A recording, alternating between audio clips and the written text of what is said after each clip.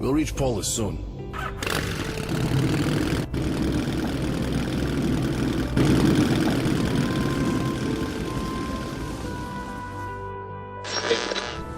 The final subcategory number 4, goes as much to the source as modern science allows us to do.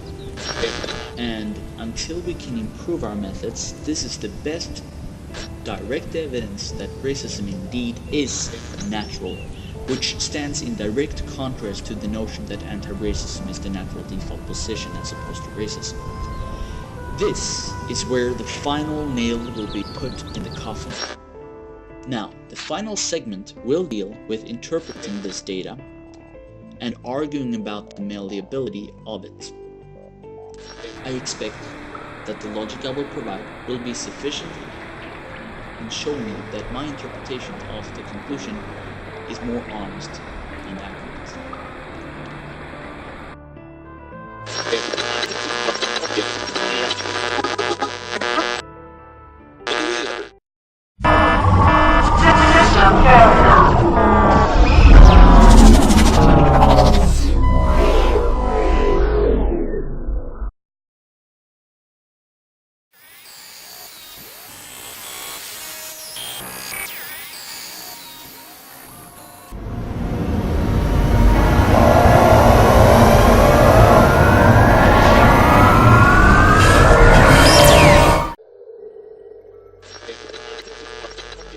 The first part will deal with facial recognition and memory.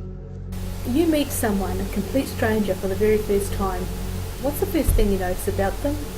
Is it their height, their body shape, their hairstyle, the clothes they wear, or is it their race?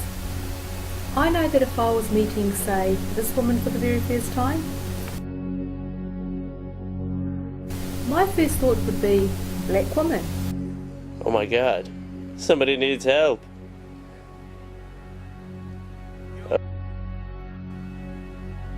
Hello, black woman standing on a table. She said, "Oh no, you didn't." Yeah, she did. I like Lashonda. She plays into my perception of stereotypes. Or I can see what else. Just crank it, Ron. No, don't turn it. Crank it. No, that's not his style. Alright, now that's more my style. That's more me. Black people, that's for his style. That's what used on Xbox Live. This seems race appropriate. Xbox, race appropriate music, please. Yeah. Move up, but in like. Who's that? What's he black doing? kid there? We don't know any black people. There you go. Now I've had people say to me, yeah Marla, but if you were bumping into this white woman for the very first time, your first thought wouldn't be white woman, you would just see another woman. And that'll probably be true. We notice a person's race if they are different to our own. It's just human nature. These are two studies that indirectly show that we do categorize people based on race on the implicit level, in the subconscious level of the brain. What they also show, this study in particular, is that intergroup preferences are present at adult-like levels in early childhood. What this study proves is that when they use functional magnetic resonance imaging to examine sensitivities to social exclusion in 3 conditions: same race, other race, and self-resembling faces, people in their subconscious minds in the implicit level demonstrated the greatest ACC activation when being excluded by self-resembling and same race faces relative to other race faces. That is to say, we do recognize what group we belong to, and we are more upset. There's more of an emotional reaction when we are excluded by that group. In 2007, Stanford University professor Dr. Jennifer Eberhardt designed an experiment to test the level of association between blacks and apes. The article describing her research is titled, "Not Yet Human: Implicit Knowledge, Historical Dehumanization, and Contemporary Consequences." This video is a summary of the results. Historical representations explicitly depicting blacks as ape-like have largely disappeared in the United States, yet a mental association between blacks and apes remains. Here the authors demonstrate that U.S. citizens implicitly associate blacks and apes. Do people associate blacks with apes in contemporary U.S. society? And if so, is this an association held by whites and non-whites alike, by measuring whether the mere presence of black male faces facilitates identification of ape images. Participants were subliminally primed with black faces, white faces, or non-face control images. The results show that the participants that were primed with a black face needed approximately 20 frames to see the ape in the blurred image, but participants who were primed with a white face needed approximately 26 frames to see the ape in the blurred image. A series of 6 studies provide evidence of a bidirectional association between blacks and apes that can operate beneath conscious awareness yet significantly influence perception and judgments. In studies 1 through 3, we demonstrated a strong bidirectional association between blacks and apes that directs visual perception and attention. These studies established that neither explicit prejudice nor in-group status moderation this association. There are several things to take away from this video. One of the more relevant things is the fact that your explicit attitude towards race had nothing to do with your implicit attitude. That your implicit attitude towards racial differences is manifested in favoritism of your own group and describing the racial outgroup negative traits, such as having a harder time to separate sub-Saharan Africans from great apes. Studies has also revealed that human individuals are better at recognizing and remembering individuals of one's own race, and inversely worse at recognizing individuals and remembering individuals of another race. Now, let's talk more about hormones, in particular the hormone oxytocin.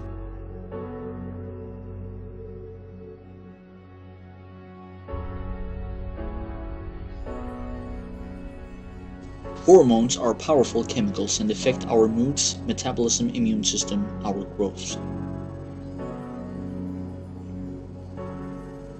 Hormone oxytocin, so-called love hormone. Oxytocin helps people create strong interpersonal bonds and healthy relationships. Without oxytocin, mother wouldn't be able to breastfeed her child and wouldn't feel a strong, loving bond to him. Scientists at the University of Amsterdam now revealed that oxytocin motivates people to unite and trust, but only with people they are close to, with people of the same ethnicity, nationality, not with different people. According to the scientist, oxytocin helps to feel ethnocentrism, to believe that my society and my nation is better and more important to me than other ethnics and nations.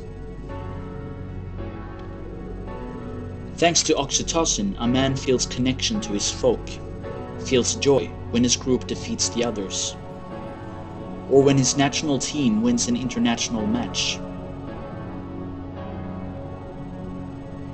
According to the scientist, the oxytocin system supports also some other feelings which are closely connected to favoring one's own group: bias against immigrants, refusal of different strangers, natural xenophobia. So the same chemical in our body which helps to create loving bond between mother and child also supports feelings of love and loyalty to one's own society, nation, and race. Czechoslovakian scientists revealed that also racism is natural in special form. In stem cell transplantation, they found out that human body never accepts stem cells from a donor of a different race or ethnicity. Quote, "I would never expect that such special racism works among cells. Its discovery will obviously have far-reaching consequences in medicine," close quote. So our own cells in our body fights against racial mixing.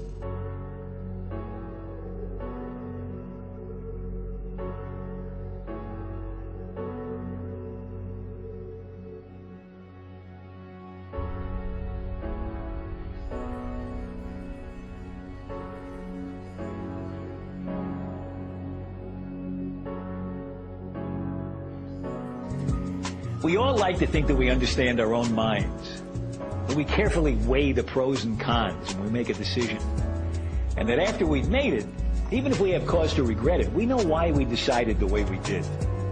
Oh, sure, we know some choices are more emotional than rational, but even then, we think we're conscious of all the conflicting arguments that run through our minds as we make a choice. Well, in this program, we'll find out how utterly deluded we are as we join in experiments revealing just how sneaky and underhanded our brains can be.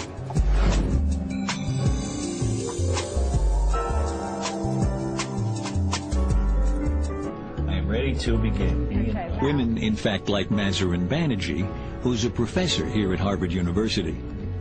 The test is called the Implicit Association Test, and it begins simply enough. I have to pair the word in the center with one of the words above by pressing the E key with my left hand or the I key with my right. Well, it could be the other way. Mazarin has told me to do this as fast as I can because it's the time I take to make the associations that's critical to the test. Slight. I could tell he has a slight. This is very good. Another of its designers is Brian Nozick, who personally developed the test he's taking now, intended to reveal hidden racial prejudice. These are the same faces you've seen many, many times. Many times. In fact, I helped create the faces. So. The heart of this test is to see whether it's easier for Brian to match words or pictures to the pairing of African American with bad and European American with good than when the pairings are reversed, European Americans with bad and African good.